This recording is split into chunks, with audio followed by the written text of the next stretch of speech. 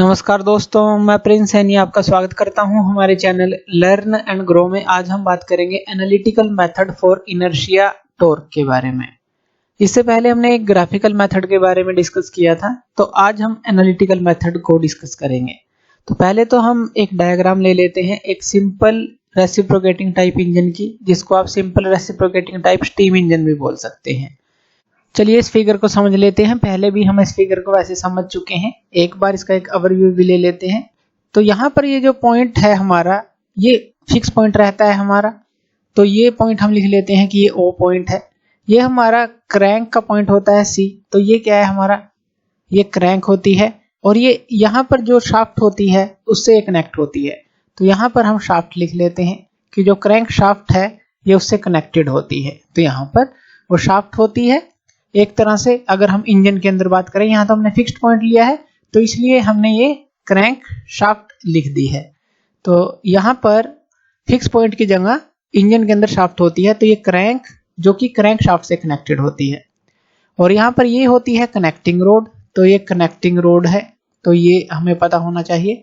और ये जो है पिस्टन होता है, जिसको पॉइंट हम यहाँ P लिखते हैं, यानी कि PC जो है कनेक्टिंग रोड है, CO जो है क्रैंक है, और O पे अगर हम इंजन के अंदर बात करते हैं तो यहाँ पर वो क्रैंक शाफ्ट होती है।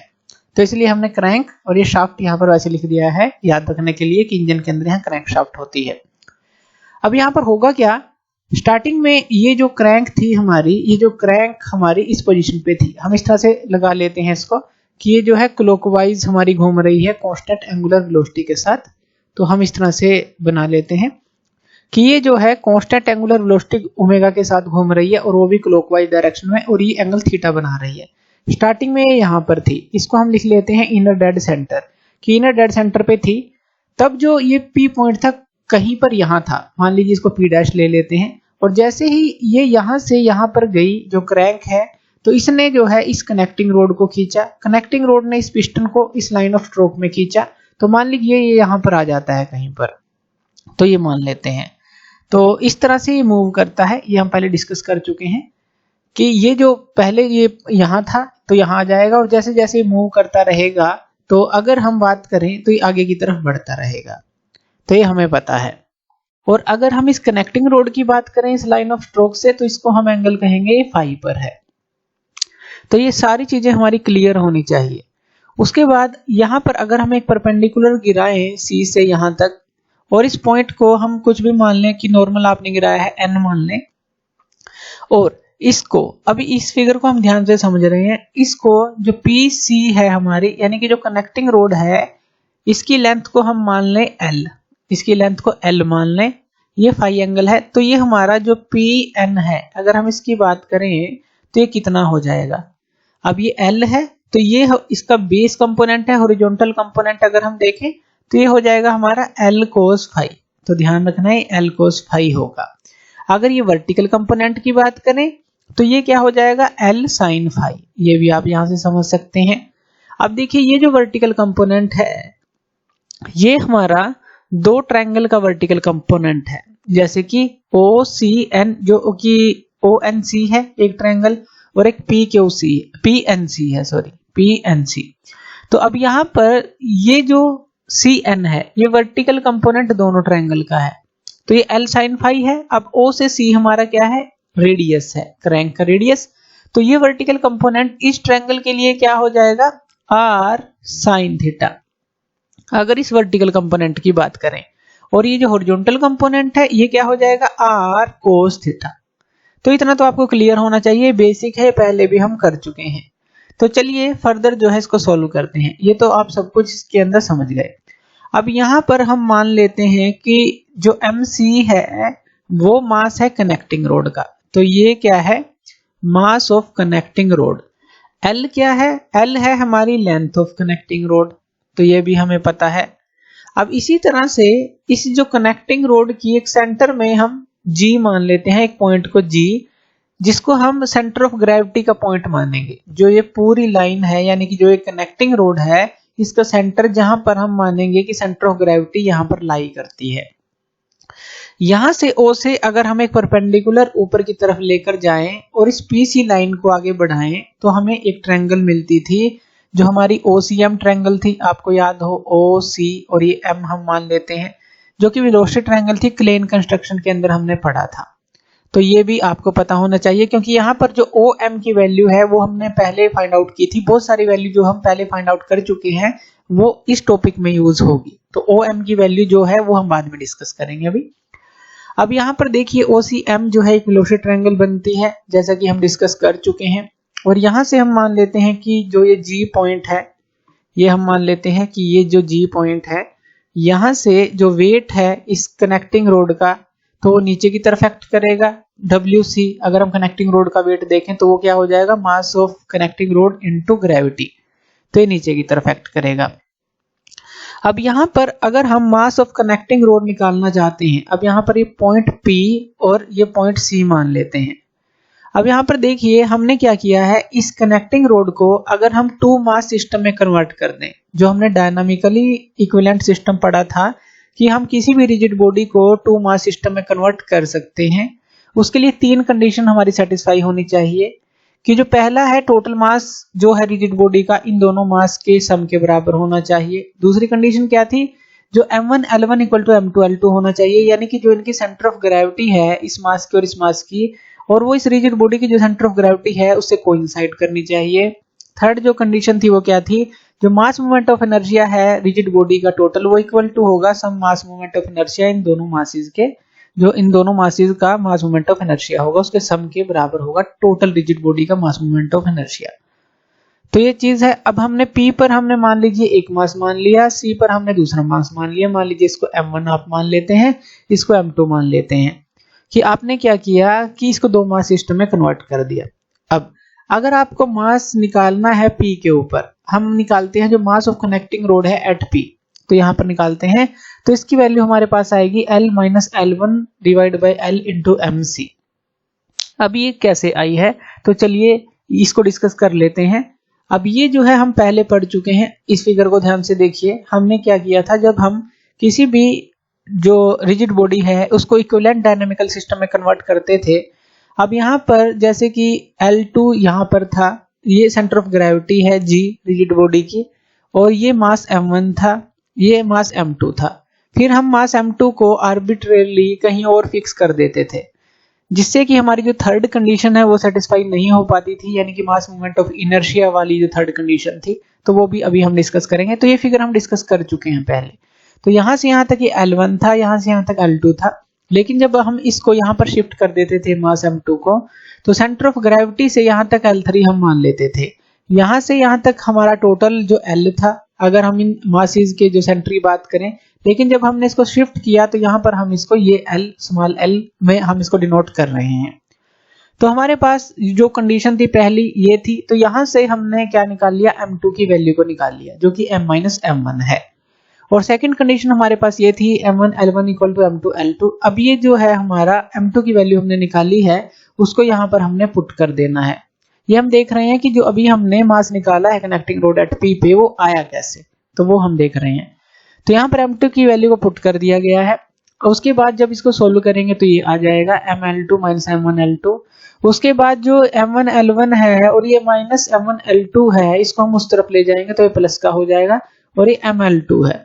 यहाँ से हम M की वैल्यू को निकाल लेंगे तो ये आ जाएगी हमारे पास, और यहाँ से M1 की वैल्यू को अब हम निकालेंगे जब M1 की वैल्यू, तो यहाँ पर ये हमारे पास आ जाएगा L माइनस L1, ये जो है इंटू M बाई L, यानी कि ये वैल्यू आ जाती है अभी जो हमने वैल्यू डिस्कस की है। तो ये हमारे पीछे जो हमने डिस्कस किए थे लेक्चर्स, उनमें से ही हमने निकाली है, कोई हमने नई वैल्यू नहीं ली, उन्हीं में से हमने निकाली है। तो ध्यान रखना है कि L minus L1 by M into MC जो है हमारे पास ये वैल्यू आ जाएगी। अब देखिए जो मास ऑफ रेसिप्रोकेटिंग पार्ट है वो भी तो है हमारे पास। अगर P के ऊपर बात करें तो यहाँ पर ये पिस्टन जो है ये रेसिप्रोकेटिंग पार्ट है हमारा, इस तरफ जाएगा।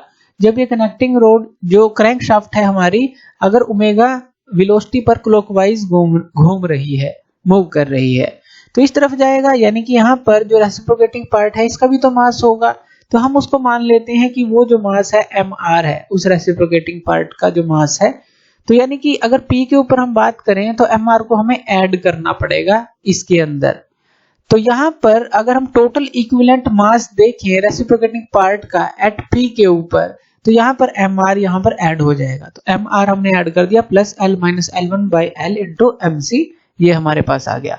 तो ये आ गया total equivalent mass of the reciprocating parts acting at p, ये हमारे पास आ गया है, ये आपके पास आ गया है। अब हम निकालते हैं total inertia force of the equivalent mass. अब इनर्शिया फोर्स कहां पर एक्ट करती है, हमें पता है वो मोशन का अपोज करती है। अब देखिए पिस्टन जो है रेसिप्रोकेटिंग पार्ट जो है इस तरफ मूव करेगा, जो इनर्शिया फोर्स है वो बिल्कुल इसके अपोजिट मूव करेगी, Fi। तो Fi हमें निकालनी है, यानी कि total inertia force of the equivalent mass acting at P जो है वो हमें निकालनी है। तो F जो है फोर्स क्या होती है, अगर हम बात करें वो मास इनटू एक्सेलरेशन होती है, बस ये अपोजिट है, तो इसलिए फॉर्मूला तो वही रहेगा, मास इनटू एक्सेलरेशन। मास आपके पास, मास की वैल्यू ये आ चुकी है, इनटू एक्सेलरेशन कर देंगे तो हमारे पास टोटल इनर्शिया फोर्स आ जाएगी equivalent mass acting at P। तो हमने क्या किया, mr जो ये मास था पूरा, इसके साथ ar यानी कि एक्सेलरेशन ऑफ रेसिप्रोकेटिंग पार्ट को हमने मल्टीप्लाई कर दिया। अब जो ar है, ar की वैल्यू भी हमारे पास होती है, तो अगर हम ar की वैल्यू देखें वो हमारे पास क्या होती है, ये भी हम पहले निकाल चुके हैं, वो हमारे पास होती है omega square r cos theta. तो ये सारी वैल्यूज जो है हमारी यहाँ पर यूज होंगी, cos 2 थीटा बाई n, तो ये ar की वैल्यू होती है। तो यहाँ पर इस ar की जगह हम इस वैल्यू को पुट कर देंगे जो कि ये वैल्यू है। तो जब ये वैल्यू पुट करेंगे तो यहाँ पर ar की जगह क्या आ जाएगा, omega square r cos theta plus cos 2 theta by n। इतना आपको क्लियर हो गया, ये हमारे पास आ जाएगा। अब अगर हम कोरस्पोंडिंग टॉर्क निकालना चाहते हैं क्रैंक शाफ्ट के ऊपर, तो ये तो हमने निकाली जो इनर्शिया फोर्स है, अगर हम कोरस्पोंडिंग जो टॉर्क है अगर हम निकालें जो क्रैंक शाफ्ट पे एक्सर्ट हो रही है, तो वो हमारी कितनी आ जाएगी। तो चलिए उसकी वैल्यू को फाइंड आउट करते हैं। तो उसको हम लिख लेते हैं कि वो हमारी T1 होगी जो कोरस्पोंडिंग टॉर्क है, और वो किसके बराबर होगी, जो Fi है क्योंकि ये इनर्शिया फोर्स के कारण है, इनटू जो ये O से M है क्योंकि ये फोर्स है, और ये परपेंडिकुलर डिस्टेंस हमें चाहिए। परपेंडिकुलर डिस्टेंस तो ये है Fi के लिए, इनर्शिया फोर्स के लिए Fi इंटू OM। तो Fi इंटू OM जो है ये कोरस्पोंडिंग टॉर्क रहेगी जो कि हमारी क्रैंक शाफ्ट के ऊपर आएगी। अब यहाँ पर देखिए Fi की वैल्यू जो है वो हम ये निकाल चुके हैं, ये वैल्यू निकाल चुके हैं। अभी चाहे आप उसको पुट करें या ना करें, OM की वैल्यू क्या है वो भी आप पुट कर सकते हैं। OM की वैल्यू हमारे पास क्या है तो वो भी हम देख लेते हैं। OM की वैल्यू हमारे पास थी R, अगर हम उसको देखें sine theta plus sine 2 theta, ये भी हम पहले वैल्यू निकाल चुके हैं, 2 under root n square minus sine square theta, ये वैल्यू थी हमारे पास जो कि OM की वैल्यू थी, इसकी O से M तक की, यहाँ तक की वैल्यू। ये हमने जो है वेलोसिटी और एक्सेलरेशन जब निकाली थी तो तब हमने देखी थी कि किस तरह से वैल्यू आती है। तो यानी कि जो T1 की वैल्यू है वो आपके पास यहाँ से आ जाएगी Fi इंटू जो OM है, OM की वैल्यू को यूं पुट कर देंगे। तो यहाँ तक हमें क्लियर हो चुका है कि यहाँ पर इस तरह से हम इसको कर सकते हैं। उसके बाद अब यहाँ पर एक और चीज हमारी आती है। अब ये तो हमने कोरस्पोंडिंग टॉर्क निकाली है, लेकिन यहाँ पर हमने जो मासेस हैं जो M1 और M2 है वो आर्बिट्रेरली फिक्स कर दिए हैं, यानी कि अपने आप ही फिक्स कर दिए हैं, कोई भी कैलकुलेशन नहीं की। पूरी जो कनेक्टिंग रोड को इक्विवेलेंट डायनामिकल सिस्टम में कन्वर्ट कर रहे हैं तो हमें करेक्शन टॉर्क की जरूरत पड़ेगी। अगर हम एक्सेलरेशन की बात करते हैं तो वो करेक्शन टॉर्क क्या होगा तो वो हम निकालते हैं। इतना तो आप समझ गए होंगे। तो चलिए करेक्शन टॉर्क हमारा क्या होगा, वो होगा T डैश इक्वल टू, ये फॉर्मूला भी हम निकाल चुके हैं, mc k1 square minus kg square alpha pc, यानी कि जो एक्सेलरेशन है point P with respect to C, जो कनेक्टिंग रोड का पॉइंट P है विद रिस्पेक्ट टू जो क्रैंक पिन का पॉइंट है C। चलिए इस करेक्शन टॉर्क को समझ लेते हैं, ये भी हम पहले लेक्चर्स में वैसे समझ चुके हैं। अब यहाँ पर यही फिगर जो है ये यूज करेंगे, और यहाँ पर देखिए जो k1 का स्क्वायर जो है वो L1 L3 के बराबर हम लेते थे, और kg स्क्वायर का जो हमारा kg का स्क्वायर था L1 L2 के बराबर था। k1 क्या था, जो न्यू रेडियस ऑफ गायरेशन बनती थी जब हम इस मास m2 को यहाँ पर शिफ्ट करते थे। kg हमारी रेडियस ऑफ गायरेशन थी जो रिजिड बॉडी की थी पहले ही, तो L1 L2 ये है और L1 L3। जब हम इसको ये पुट करते हैं L1 L3 L1 L2, तो इस तरह से जब आप इसको सोल्व करते हैं ये L3 माइनस L2 आ जाता है यहाँ पर, जब यहाँ से L1 को आप कॉमन लेते हैं। अब L3 माइनस L2 देखिए, यहाँ पर जो ये L3 है इतना और L2 ये इतना है, तो ये हमारा किसके बराबर होगा, अगर हम L में से इस L को माइनस करें यानी कि ये जो गैप है इसके बराबर होगा। तो यहाँ पर देखिए ये हमारा जो गैप बनता है L3 माइनस L2 को करके और L माइनस L को करके बराबर ही तो है। तो L3 माइनस L2 को आप L माइनस L लिख सकते हैं, यानी कि इसकी जगह आपने L माइनस L लिख दिया, ये आपके पास आ जाता है। तो इतना हमारा क्लियर है कि आप जो है ये जो करेक्शन टॉर्क है उसको इसके बराबर भी लिख सकते हैं। अब यहाँ पर जो L है हमारा, L की भी जो हमारी वैल्यू है, अगर हम एज ए सिंपल पेंडुलम लेते हैं किसी भी रिजिड बॉडी को तो वो हमारा कितना आ जाता है, तो वो भी हमने देखा था। और अल्फा की वैल्यू जो है वो भी हमने देखी थी कि minus omega square sine theta by n यहाँ पर आती है। और L जो है अगर सिंपल पेंडुलम के केस में लेते हैं तो ये फॉर्मूला होता है kg का स्क्वायर प्लस h का स्क्वायर बाई h। इस h को हम L1 से रिप्लेस यहाँ पर कर देंगे तो ये हमारा L का फॉर्मूला आ जाता है। तो यानी कि ये सारे फॉर्मूले जो हैं वो भी आप यहाँ पर पुट कर सकते हैं। तो इस तरह से जो करेक्टिंग टॉर्क T डैश है, जो कि हम ये करेक्टिंग टॉर्क T डैश है इसकी बात कर रहे हैं, तो ये हमारा ये इसके किस तरह से बराबर आता है, ये जो है अगर हम देखें इसके किस तरह से बराबर आता है, तो हमने ये देखा कि ये पूरी जो एक हमें फिगर को सोल्व करना पड़ेगा। तो ये हम वैसे पहले कर चुके हैं, तो वो आप लेक्चर हमारे देख सकते हैं। तो अब ये करेक्टिंग टॉर्क T डैश है, ये जो है अगर हम अप्लाई करते हैं जो हमारा सिस्टम है उसके ऊपर, तो वहां पर हम देखते हैं कि जो कनेक्टिंग रोड है, अब देखिए जैसे मान लीजिए कनेक्टिंग रोड थी और यहाँ पर इस तरह से एक क्रैंक थी हमारी, जैसे OCP यही था हमारे पास, इस तरह से था। अब यहाँ पर जो ये कनेक्टिंग रोड है यहाँ पर टू इक्वल और ऑपोजिट फोर्स भी अप्लाई करेंगी।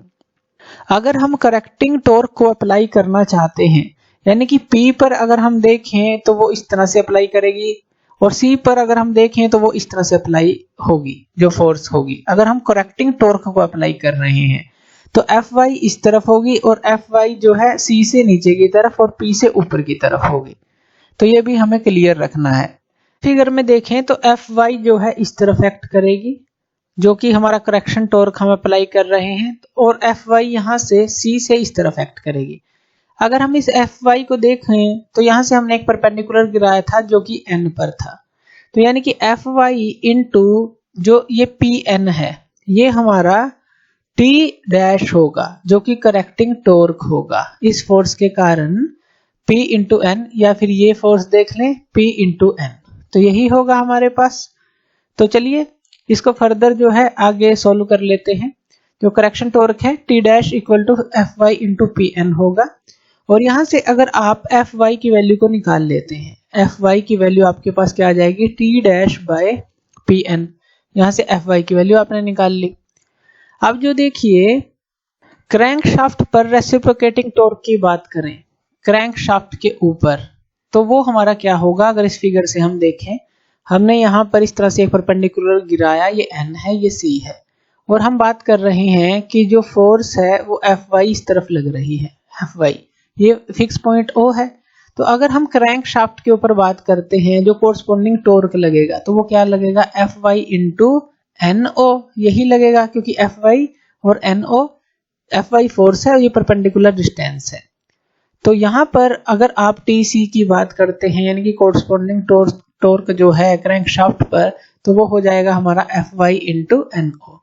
अब Fy की वैल्यू को हम यहाँ पर पुट कर सकते हैं, Fy की वैल्यू को T डैश बाई Pn यहाँ पर पुट कर देते हैं NO, तो आपने ये वैल्यू यहाँ पर पुट कर दी। अब यहाँ से जो NO है, NO हमने पहले भी बात की थी, अगर ये थीटा है तो ये हमारा क्या हो जाएगा, R cos थीटा, क्योंकि OC हमारी रेडियस है। तो NO की जगह आप क्या पुट कर सकते हैं, R cos थीटा। इसी तरह से Pn यानी कि ये जो पॉइंट P है और यहाँ तक Pn, ये क्या था हमारा L cos फाई था, क्योंकि ये जो एंगल था हमारा फाई एंगल था। तो Pn की जगह आप L cos फाई पुट कर सकते हैं और जो NO है उसकी जगह R cos थीटा पुट कर सकते हैं। तो यहाँ पर जब आप पुट करेंगे इन वैल्यूज को, T डैश Pn की जगह आपने L cos फाई पुट कर दिया और NO की जगह आपने R cos थीटा पुट कर दिया। तो ये सारी वैल्यू पुट करने के बाद इसको आप रीअरेंज कर लें इस तरह से, जैसे T डैश है इंटू R बाई L, ये हो गया R बाई L, और यहाँ पर ये हो गया cos theta by cos phi. अब हमें पता है जो n है वो R बाई L के बराबर होता है, L बाई R के बराबर होता है जो n होता है, यानी कि जो लेंथ ऑफ कनेक्टिंग रोड होती है डिवाइड बाय जो रेडियस ऑफ क्रैंक होता है। तो ये भी हमने देखा था। तो यहाँ पर अगर आप इस वैल्यू को पुट करते हैं, ये क्या आ जाएगा टी डैश इंटू, अब r बाई एल है यहाँ तो ये 1 बाई एन हो जाएगा, यानी कि cos theta by n cos phi, यही हमारे पास आ जाएगा। तो इस तरह से जी आप सोल्व करेंगे। अब यहाँ पर अगर आप कोस फाई की वैल्यू को पुट करते हैं, अब कोस फाई की वैल्यू को भी हमने पहले निकाला था, जो कोस फाई की वैल्यू थी वो क्या थी, वो थी हमारे पास under root 1 minus sine square theta by n square. ये हमारे पास कोस फाई की वैल्यू थी, ये भी हम पहले लेक्चर्स में निकाल चुके हैं। तो यहाँ पर इसको आप पुट कर देंगे, तो ये टी डैश इंटू यहाँ पर ये क्या आ जाएगा कोस थीटा, ये आ गया डिवाइड में जो n है और उसके साथ कोस फाई है, तो n कोस फाई की जगह हमने ये वैल्यू पुट कर देनी है sine square theta by n square. तो ये वैल्यू हमारे पास आ गई। अब यहाँ से अगर एन स्क्वायर को आप बाहर लेते हैं और अंदर एलसीएम ले लेते हैं तो आपके पास क्या वैल्यू आ जाएगी, तो ये वैल्यू आपके पास क्या बनेगी, ये बनेगी हमारे पास ये टी डैश तो इस तरह से ही रहेगा इंटू ऊपर जो है कोस थीटा, ये कोस थीटा आ गया, और डिवाइड में या इसके अकेले के डिवाइड में ले लीजिए, ये n जो है, जो n ये बाहर आएगा इससे कैंसिल आउट हो जाएगा, तो ये n यहाँ पर नहीं रहेगा। अंडर रूट में हमारा क्या रहेगा n square minus sine square theta, n square minus sine square theta, ये चीज आ जाएगी। अब ये जो है हमारा, अगर इससे हम बात करें, ये माइनस है यहाँ n square minus sine square theta, यहाँ पर अगर साइन स्क्वायर थीटा को हम काफी स्मॉल मान लें n स्क्वायर के कंपैरिजन में, n स्क्वायर के कंपैरिजन में काफी स्मॉल मान लें जैसे हम पहले करते ही हैं, तो टी डैश इंटू ये क्या आ जाएगा हमारा कोस थीटा बाई n आ जाएगा, क्योंकि इसको नेग्लेक्ट कर दे अगर, ये n का स्क्वायर और अंडर रूट है तो ये जो है n रह जाएगा, तो ये हमारे पास आ जाएगा। तो यानी कि ये क्या है हमारी कोरस्पॉन्डिंग टॉर्क की वैल्यू है जो हम क्रैंकशाफ्ट पर निकाल रहे हैं। तो अब फर्दर जो है हम अगर इसको सोल्व करते हैं, जो टी सी है ये आ गया हमारे पास t dash into cos theta by n, यही आया है t dash into cos theta by n, ये हमारे पास आ गया है। अब यहाँ पर टी डैश की वैल्यू को पुट कर देते हैं, जो टी डैश की वैल्यू हमने पहले निकाली थी, वो क्या हमने निकाली थी एम सी, और इसके साथ क्या था यहाँ पर L1 अभी हमने निकाली थी जो पहले, और L माइनस L, ये वैल्यू हमने टी डैश की निकाली थी, तो यहाँ पर हमने इसको मल्टीप्लाई कर दिया, इसके साथ क्या था अल्फा पी सी, तो ये हमारे पास वैल्यू थी। और यहाँ पर ये टी डैश की वैल्यू पुट करने के बाद यहाँ पर ये क्या है हमारे पास कोस थीटा बाई एन है, तो कोस थीटा बाई एन, तो इस तरह से आ गई अब टी सी की वैल्यू। अब यहाँ पर अगर हम इसको फर्दर सोल्व कर ले, यहाँ पर हम अल्फा की वैल्यू को पुट कर देंगे जो कि माइनस ओमेगा साइन स्क्वायर, जो omega square sine theta by n थी, तो यहाँ पर माइनस का साइन हम बाहर ले लेते हैं, ये आ जाएगा एम सी, ये आ गया L1 और यहाँ पे आ गया L माइनस L, ये कैपिटल L है, और अल्फा की वैल्यू पुट कर लेनी है, एक्सेलरेशन की वैल्यू पुट करनी है जो कि थी ओमेगा स्क्वायर साइन थीटा, ये माइनस का ओमेगा स्क्वायर साइन थीटा थी तो हमने माइनस यहाँ पर ले लिया है, ये n यहाँ पर आ गया, और यहाँ पर ये क्या है इसके साथ अभी क्या बचे हैं कोस थीटा बाई n, ये हमारे पास बच गया। अब इसको फर्दर जो है हम सोल्व करेंगे, तो यहाँ पर देखिए ये साइन थीटा है और ये कोस थीटा है, और हमें पता है एक फॉर्मूला जो ट्रिग्नोमेट्रिक फॉर्मूला है, जो साइन 2 थीटा होता है वो किसके बराबर होता है 2 साइन थीटा कोस थीटा, यही होता है 2 साइन थीटा कोस थीटा। अब यहाँ पर हमारे पास अगर हम इस रिलेशन में देखें तो साइन थीटा कोस थीटा तो है लेकिन 2 नहीं है, तो 2 से डिवाइड कर दें और 2 से ही मल्टीप्लाई कर दें, तो 2 से मल्टीप्लाई करेंगे तो 2 साइन थीटा कोस थीटा आ जाएगा, और नीचे जब हम डिवाइड करेंगे तो 2n का स्क्वायर आ जाएगा। तो ये जो पूरी रिलेशन है हमारी, अगर हम इसको पूरी रिलेशन को लिखते हैं तो ये हमारे पास क्या आ जाएगी एम सी, इसके साथ ये L1 है, ये तो ऐसे ही रहेगी L1 और ये L माइनस L, यहाँ पर जो है ओमेगा स्क्वायर और साइन 2 थीटा आ जाएगा, क्योंकि हमने 2 के साथ मल्टीप्लाई कर दिया और 2 के साथ ही डिवाइड कर दिया, तो ऊपर साइन 2 थीटा बन गया, नीचे n का स्क्वायर है 2n का स्क्वायर, 2n का स्क्वायर, ये हमारे पास टीसी की वैल्यू बनती है। तो इस तरह से आप कोरस्पॉन्डिंग टॉर्क जो है क्रैंकशाफ्ट पर वो भी निकाल सकते हैं। चलिए अब हम इक्विवेलेंट जो मास है रोड का एक्टिंग एट सी निकालते हैं, यानी कि इस पॉइंट पर, हमने तो पी पर निकाला था पहले स्टार्टिंग में, अब सी पर निकालते हैं।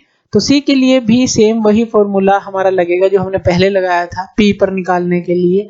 तो यहाँ पर m2 हमारा mc into L1 by L आ जाएगा। ये कैसे आएगा, सेम वही फॉर्मूला है जो कंडीशंस थी हमारे पास, जो कि m था हमारे पास m1 प्लस m2 के बराबर। तो यहाँ से हमें m1 की वैल्यू को निकाल लेना है m माइनस m2, और उसको हमें इस कंडीशन में पुट कर देना है जो कि सेकंड कंडीशन थी m1 L1 equal to m2 L2। तो यहाँ पर जब हम इसकी वैल्यू को पुट करेंगे m1 की वैल्यू को, यानी कि ये m माइनस m2 जो है, तो ये आ जाएगा। इसको मल्टीप्लाई करेंगे तो ये आ जाएगा। अब ml1 को इस तरफ रख लेंगे, इसको उस तरफ ले जाएंगे तो ये आ जाएगा। यहाँ से m2 की वैल्यू को निकालेंगे तो L1 बाय ये आ जाएगा L, क्योंकि L2 प्लस जो L1 है वो हमारा L के बराबर था जब हमने 2 इक्विवेलेंट डायनामिकल जो मास सिस्टम देखा था।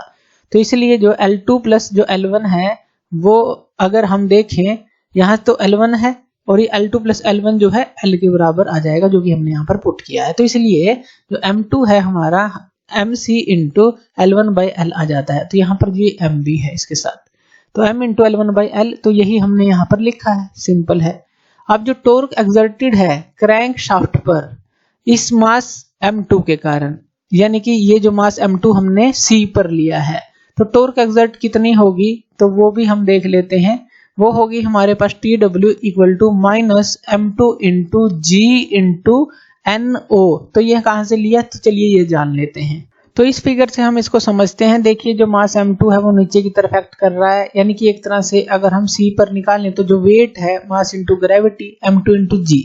अब ये NO को एंटी क्लॉकवाइज डायरेक्शन में घुमाने की कोशिश करेगा, फोर्स इंटू परपेंडिकुलर जो डिस्टेंस है वो चीज। तो इसलिए यहाँ पर हमने माइनस ले लिया है, minus M2 into G into NO।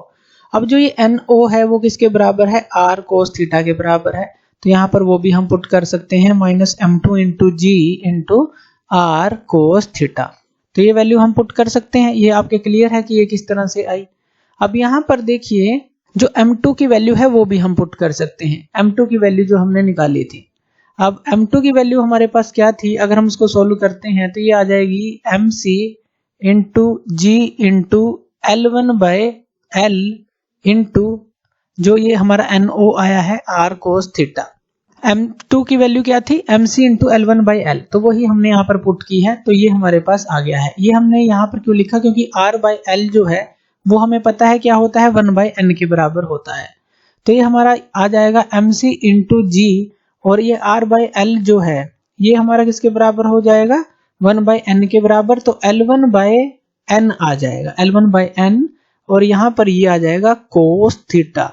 तो इस तरह से देखिए ये जो TW है अगर हम निकाल रहे हैं, torque exerted on the crank shaft due to जो मास M2 है, यानी कि उसका जो वेट है उसके कारण से हमने ये टॉर्क निकाल लेनी है। तो इस तरह से अगर हम बात करें जो टोटल टॉर्क होगी जो कि क्रैंक शाफ्ट पर लगेगी, अगर हम क्रैंक शाफ्ट की बात करें तो वो हमारी किसके बराबर होगी, due to inertia of the moving parts. तो वो अलजेब्रिक सम होगी जो हमने पहले TI निकाली थी और उसके बाद हमने TC निकाली थी और अब ये TW निकाली है। तो इन तीनों को अगर हम अलजेब्रिक सम कर देंगे तो उसके बराबर होगी। तो इस तरह से जो एनालिटिकल मेथड है उसके थ्रू जो आप इनर्शिया टॉर्क निकाल सकते हैं। तो आप समझ गए होंगे। तो थैंक यू वीडियो देखने के लिए, और इसी तरह की वीडियोस के लिए आप हमारे चैनल लर्न एंड ग्रो पे हमें सब्सक्राइब कर सकते हैं। धन्यवाद।